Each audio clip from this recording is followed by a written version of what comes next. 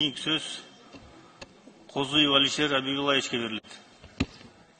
Рахмат, Нурбек Өмүрбекович. Саламатсыздар, урматтуу депутаттар, урматтуу өкмөт өкүлдөрү, Акылбек Үсөнбекович.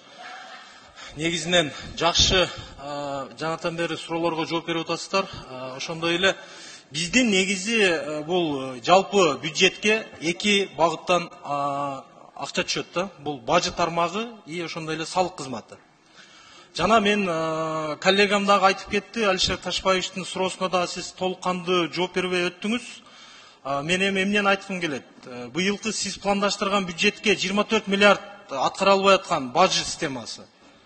Бул ан кечээ күнү дагы сиз айтып кеттиңиз, 1500ге жакын сотрудникти жалпысын буларды жумуштан алсак, жумушун токтотсок, башка диплому бар күчтүү кишилерди алып келсек депчи.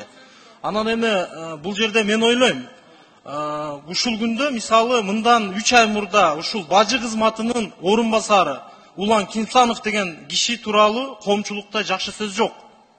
Канчалаган бизнесмендердин арасында олуттуу сөздөр болуп атат. Анан кайсы критерий менен кайрадан алып келдиңиздер?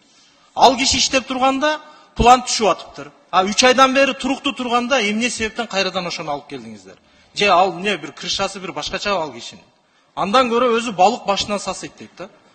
Ал 1500 сотрудникти аларды кетирип кайра алгандан көрө лучше ушул 5-6 жетекчилерин гана алмаштырсак туруу болот го дейм. Ошо жооп берип коесузбу?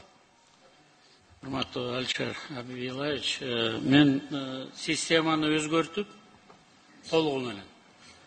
Андан кийин жаңы сотрудниктерди керек болсо алмаштырып койсок болот деген. Мындай ыкманы Грузия колдонгон, Прибалтика мамлекеттери колдонгон, ошого барганга мүмкүнчүлүгүбүз бар. Бирок өзүм мен салык инспекциясында иштеген, бажы тармагында дагы билем, 80-90% аякта иштеп аткан балдардын баары ак дили менен зарплатага иштеп атышат. Жетекчи боюнча коюп аткан суроо талабыңызды мен толугу менен колдойм.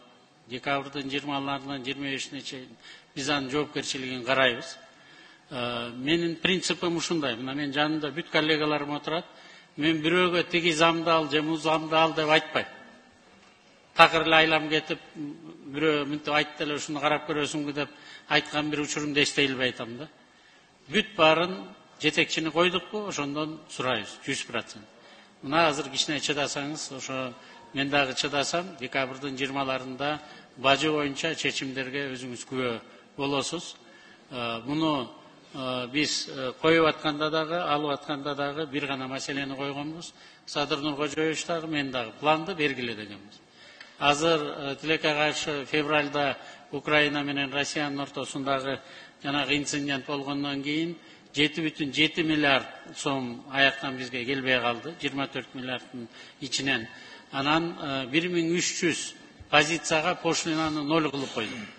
Санкция киргенден кийин серый импорт кире берсин, серый трафик боло берсин деп ушундан дагы бир топ зыян тарттык. Анткени бажы биримдиги бул бизге саясаты баш ийбейт, бул национальный органда, ЕАЭСтин алкагында. Анан акыркы бир 2 айдын ичинде дагы товар оборот Кытай менен кичине кыскара түштү, коронавирус деп. Объективдүү факторлор бар.